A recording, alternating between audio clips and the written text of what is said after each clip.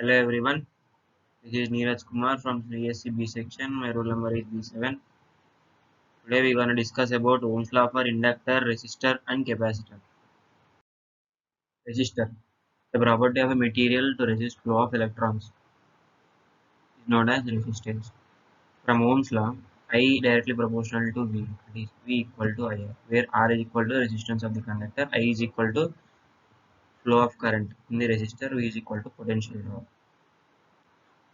A resistor that functions according to Ohm's law is called an ohmic resistor. When current passes through an ohmic resistor, the voltage drop across the terminals is proportional to the magnitude of resistance. The capacitor is made of two closed conductors that are separated by a dielectric medium. The property of a capacitor to store charge on its plate in the form of an electrostatic field is called capacitance. Its unit is farad. C is equal to E naught A by T. Energy of a capacitor is equal to half CV. Applications of capacitors are used in filters, sensor, energy sources, and etc. For a circuit with only resistors, Ohm's law says that voltage equals current times resistance, or V is equal to I. But when you add storage devices to the circuit, the IV relationship is a little more well complex. Resistors gets rid of energy as heat, while capacitors and inductors store energy. Inductor, its symbol is L. An inductor is a coil, choke, or reactor. Is a passive two-terminal electric component that stores energy in a magnetic field when electric current flows through it. An inductor typically consists of an insulated wire wound into a coil. It is used in filters, sensor, transformers, etc. The inductance is directly proportional to the number of turns in the coil. Unit of inductance is Henry H. Inductor voltage is proportional to change of current when we learned about resistors. Ohm's law told us the voltage across the resistor is proportional to current through the resistor. V is equal to IR. V is equal to IR. Now let's discuss about Ohm's law. Ohm's law states that the current through a conductor between 2 points is directly proportional to the voltage across the 2 points. Introducing the constant of proportionality, the resistance, one arrives at the usual mathematical equation that describes this relationship. I is equal to V by R, where I is the current through the conductor in units of amperes, V is the voltage measured across the conductor in units of volts, and R is the resistance of the conductor in units of ohms. More specifically, Ohm's law states that the R in this relation is constant, independent of current. If the resistance is not constant, the previous equation cannot be called as Ohm's law, but it can still be used as a definition of static or DC resistance. Ohm's law is an empirical relation between which accurately describes the conductivity of the vast majority of electrically conductive materials over many orders of magnitude of the current. However, some materials do not obey Ohm's law. These are called non-ohmic. The law was named after the German physicist George Ohm, who in Desire published in 1827 described measurements of applied voltage and current through simple electrical circuit containing various lengths of wire. Ohm explained his experimental results by a slightly more complex equation than the modern form above. In physics, the term Ohm's law is also used for refer to various generalizations of the law. For example, the vector form of the law used in electromagnetics and material science. J is equal to sigma, where J is the current density at a given location in a resistive material.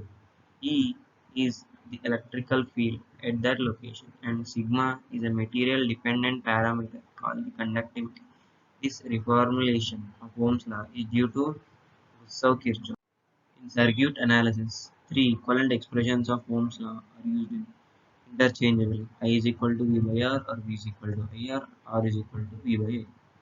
Each equation is quoted by some source as the defining relationship of Ohm's law. Or all three are derived from a proportional form, or even just the two that do not correspond to Ohm's original statement may sometimes be given. Ohm's law has sometimes been stated as for a conductor in a given state, the electromotive force is proportional to the current produced.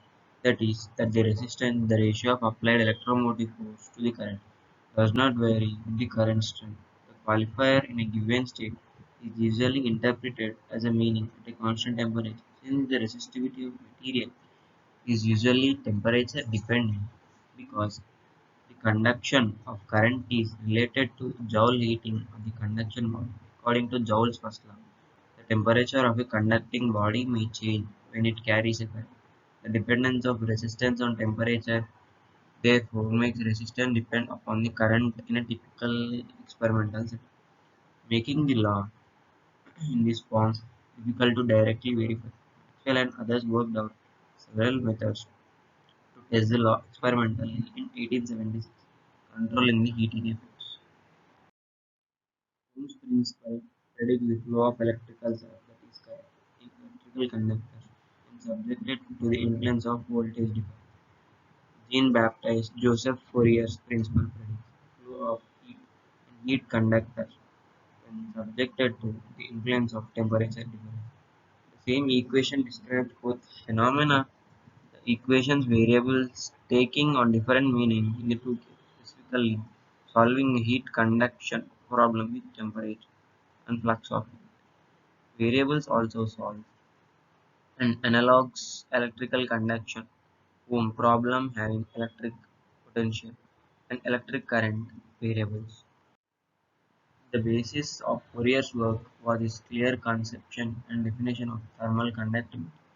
He assumed that all else being the same, the flux of heat is strictly proportional to the gradient of temperature. Although undoubtedly true for small temperature gradients, strictly proportional behavior will be lost when real materials, example ones having a thermal conductivity that is a function of temperature, are subjected to large temperature gradients.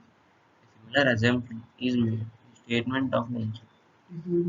Other things being alike, the strength of the current at each point is proportional to the gradient of electric potential. The accuracy of assumption that flow is proportional to the gradient is more readily tested using modern measurement methods for the electrical case than for the heat case. The power dissipated by the resistor is equal to voltage multiplied by the current. That is P is equal to I. I is measured in amps and V in volt, then the power P is in watts. By plugging in different forms of P is equal to IR, we can write P is equal to IV as P is equal to I square R. P is equal to V square by R. Current through a capacitor can be changed instantly, but it takes time to change the voltage across the capacitor. Units of measurement for the capacitance of a capacitor is that is equal to 1 coulomb per volt. Q of t is equal to C into V of t. Q of t and V of t are the values for charge and voltage expressed as a function of time. More than two elements in series or parallel. Here we provide the equations for calculating the equivalent resistance of three or more resistors in parallel. The same can be applied to the corresponding equations for capacitors and inductors. Of course, you can always simplify a network of elements by combining two at a time using the equations. To find the combined resistance of resistors connected in series, simply add the resistance. Hence, R equivalent is equal to R1 plus R2 plus so on till Rn. The resistors are connected in parallel. The equation is R1 by R equivalent is equal to 1 by R1 plus 1 by R2 plus 1 by R3 plus so on plus 1 by R by N. The voltage across an inductor can be changed instantly, but an inductor will resist a change in current. A relationship between the voltage and current is as follows. V of t is equal to L into di by dt. It helps us in determining either voltage, current, or impedance or resistance of a linear electric circuit when the other two quantities are known to us. It also makes our calculation simpler.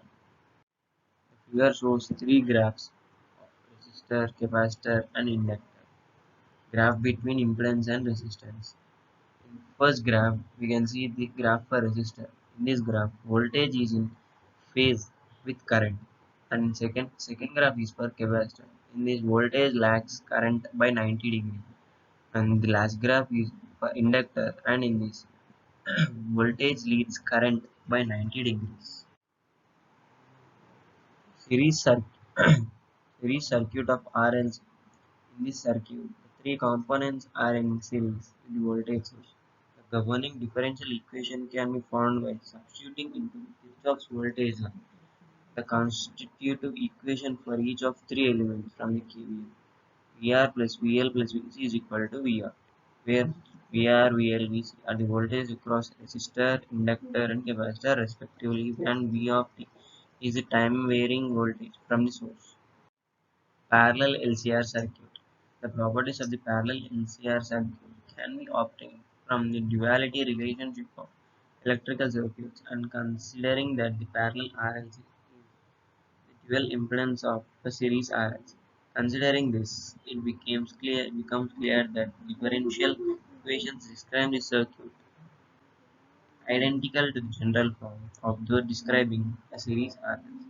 For the parallel circuit, the attenuation A is given by alpha is equal to 1 by 2R and the damping factor is consequently equal to 1 by 2R into root of Ly. Likewise, the other scaled parameters fractional bandwidth and Q are also reciprocals of each other.